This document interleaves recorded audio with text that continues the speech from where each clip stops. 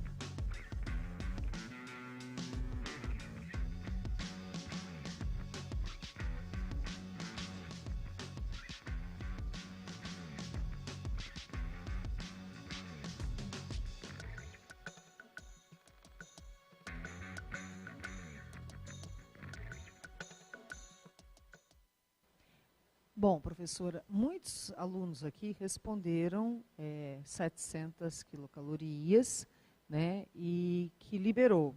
Né, a grande maioria escreveu que liberou. O Pedro Henrique, o Vinícius, o Diego, né, enquanto que alguns responderam, como o Francisco, que absorveu. Né, e alguns estão dizendo que ainda estão confusos quanto a isso. Tá? Então, vou passar para a senhora estar tirando as dúvidas deles. Então, okay? vamos lá, pessoal. Lembrando, absorveu 300, liberou 700, a reação global aconteceu o quê? Vamos, ó, se vocês olharem aqui nesse slide, o item A, vamos retomar um pouquinho no item A. Qual é a energia total envolvida na quebra da ligação? Para eu quebrar a ligação X, Y, ele vai absorver, ele precisa de energia para separar o X e o Y. Perfeito? Para eu separar o C e o D, também ele precisa de energia. Então, o X e o Y, se vocês olharem lá embaixo, ele vai precisar de 100 quilocalorias. Para eu quebrar o C e o D, precisa de 200 quilocalorias. Como ambos precisam de energia e absorver esse sinal positivo, então é 300 quilocalorias. No item B, qual é a energia envolvida na formação? Então, para eu formar agora, ligar o X e o D, eu vou precisar de quanto? 300 calorias. E eu sei que quando eu formo ligação, eu libero energia. E para eu formar o C e o Y, eu vou precisar de 400 quilocalorias. Então, ele vai liberar 400 quilocalorias. Então, a energia envolvida na formação dessas duas ligações vai ser 700 quilocalorias. Então, ele absorve, no total, dentro dessa reação, 300 quilocalorias e libera 700 quilocalorias. Aí, quando eu for analisar a reação total, ela absorveu mais ou liberou mais? Para poder quebrar as ligações, ele absorve 300. Quando ele ajunta os componentes novos, né, ele vai liberar 700 quilocalorias. O que aconteceu? Ele liberou mais energia do que precisava, do que ele absorveu. Porque a quebra de ligação dos reagentes são menores que as envolvidas na formação da ligação do produto. E quando eu falo qual é a energia envolvida nessa reação toda, no geral, eu posso falar que a reação ela vai ocorrer e vai ter uma liberação de energia de qual é o valor?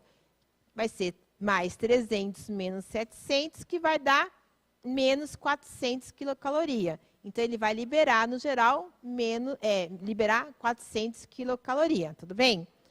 Vamos para a segunda atividade, vamos testar o nosso, ver se ficou um pouquinho mais claro para vocês. Se você olhar aqui na tela, agora eu vou trabalhar com um gráfico com vocês, tá? Ele fala assim, na reação entre butano, que é C4H10, e o oxigênio, O2, que vai ser uma combustão, temos o seguinte gráfico. Se olhar no eixo Y, tem o valor de entalpia. No eixo X, o caminho da reação, tá?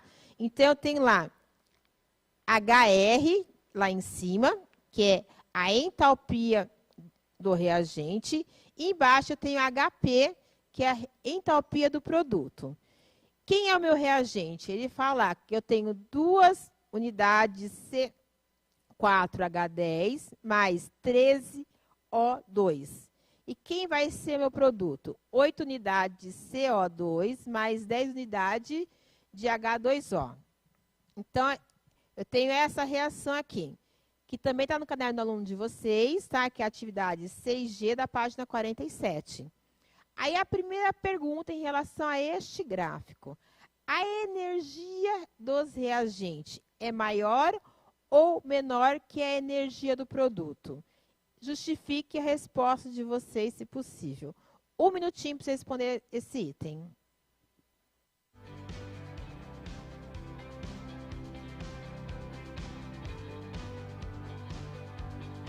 O item A, qual que vocês responderam? A energia dos reagentes é maior ou menor que a energia do produto? Aí, baseado na resposta de vocês, vão me falar se a equação do gráfico é exo ou é endotérmica. Mais um minutinho para vocês elaborarem essa resposta.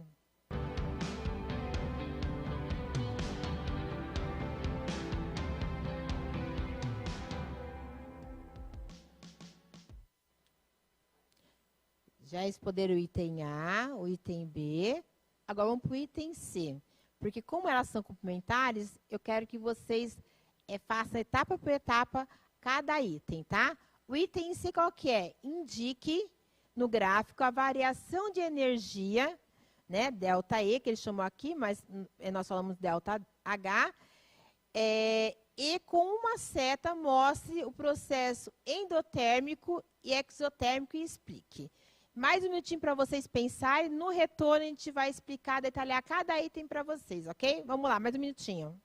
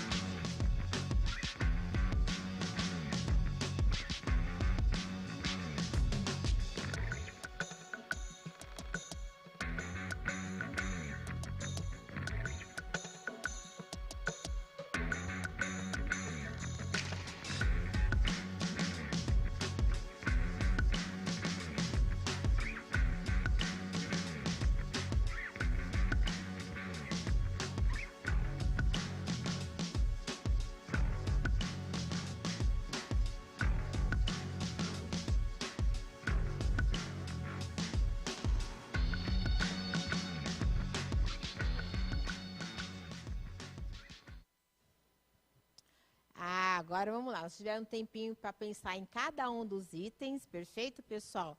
Eu sei que é um pouquinho complexo, né? Mas nós vamos tentar clarear o máximo possível a dúvida de vocês. Então, olhando lá o nosso gráfico, eu pedi no primeiro item e eu pedi para a professora Aline falar qual foi a resposta de vocês, né? A energia dos reagentes é maior ou menor, Aline? A maioria respondeu que é maior. Perfeito. Tá? Alguém justificou, Aline? Maior porque precisa quebrar, ou seja, eles absorvem mais energia. Isso foi apenas um justificou. Certo. A Alice também justificou que é maior pela combustão. Legal, a ideia dela foi legal. E o item B, Aline? A equação do gráfico é exotérmica ou endotérmica? Alguns responderam endotérmica e outros responderam exotérmica. Tá? A Luana e o Leonardo responderam que é endotérmico. O Leonardo justificou que pois absorveu mais do que liberou. Enquanto que a Carolina e a Vivian respondeu que é exotérmica. Né? Ok? E o Igor respondeu endotérmica. Tá. E aí, no gráfico, acho que eles não conseguiram colocar, né? Colocar como seria a seta, né? Que no item C, ele fala assim, indique no gráfico a variação da energia com uma seta. Alguém respondeu? Não chegaram a responder. É mais complicado mesmo. Mas se vocês olharem aqui na tela, vamos detalhar cada item. Ó, ele fala lá, aqui está a resposta, né? Realmente, a energia do reagente é maior, né? Lembrando, ele ser maior, ele é positivo, perfeito? E a energia, e no caso o produto, ele é menos energético. Aí o item B, a equação do gráfico é exotérmica ou endotérmica? Exotérmica. Aí ele pede para indicar no gráfico. Se vocês olharem aqui, o que aconteceu? Ele começou com uma energia alta e teve que decair, né? O que acontece, pessoal? Lembra que é produto menos reagente. Se o reagente tem um valor positivo, se ele é maior, quando eu coloco, né, faço o cálculo, o que vai acontecer? Ele vai se tornar negativo. Lembram disso? Né? Então, o que acontece?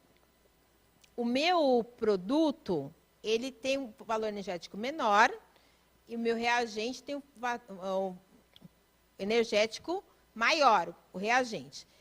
Mas como que eu calculo essa variação de energia? Se vocês pegarem no gráfico, vai ser sempre produto menos reagente. O reagente estava positivo, porém ele ficou negativo com o cálculo. Eu posso, professora, por um acaso, falar para eles assim que como a equação do gráfico é exotérmica, né, o reagente, ele perdeu energia, logo o produto ficou com uma energia menor. Eu posso dizer assim para eles, professora? Pode, professora. Acho que dá dentro da ideia, sim. Né? Okay. Acho que deu para clarear um pouquinho, sim, né? Mas com isso a gente vai treinar mais um pouquinho, perfeito? Vamos numa próxima atividade aqui, ó. Considere o processo a seguir. A queima do carvão, né, a combustão do carvão, a fusão do gelo a temperatura 25 graus Celsius e a combustão da madeira.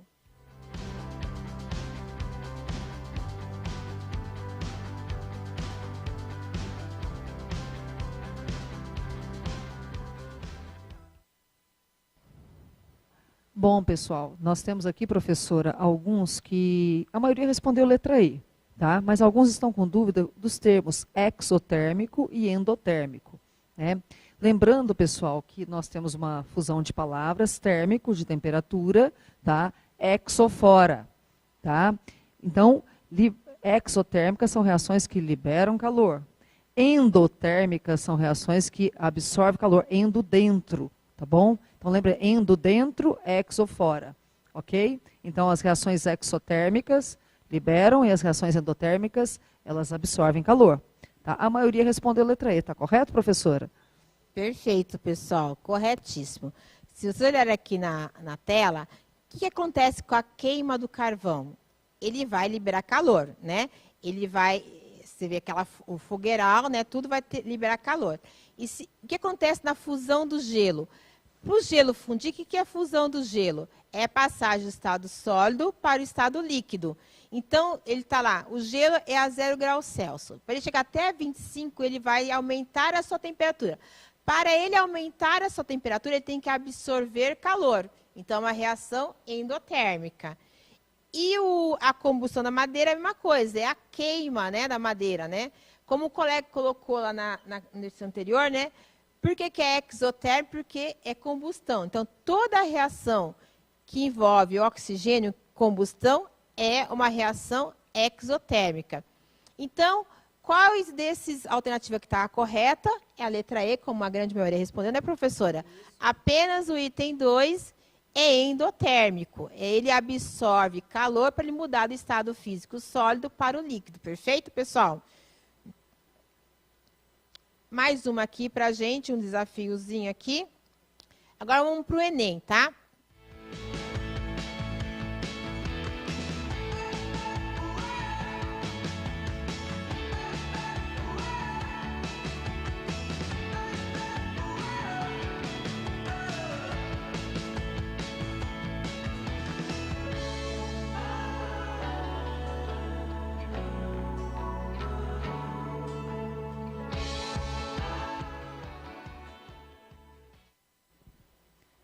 Olha só, nós tivemos várias respostas diferentes aqui, professora. Alguns alunos responderam letra B, o Matheus Rosa, a Vitória, o João Vitor responderam letra B. Enquanto que o Vitor Hugo, a Mariana e a Juliana, letra C. Já a Esther, a Rafaela, a Evelyn e o Gabriel Pereira, letra E. Como que nós ficamos? Então, pessoal, vamos lá, ó. É uma questão do Enem, tá? Eu vou ler com vocês e prestem bastante atenção em cada palavra, tá ok? Antigamente, em lugares com invernos rigorosos, as pessoas acendiam fogueiras dentro de casa, de uma sala fechada para se aquecer do frio. O risco no uso desse recurso ocorria quando as pessoas adormeciam antes de apagar totalmente a fogueira. O que poderia levar a óbito, mesmo sem ocorrência de incêndio? Alguns responderam a letra C, outras D, alguns E. A resposta desse exercício é o consumo todo do oxigênio pelas pessoas.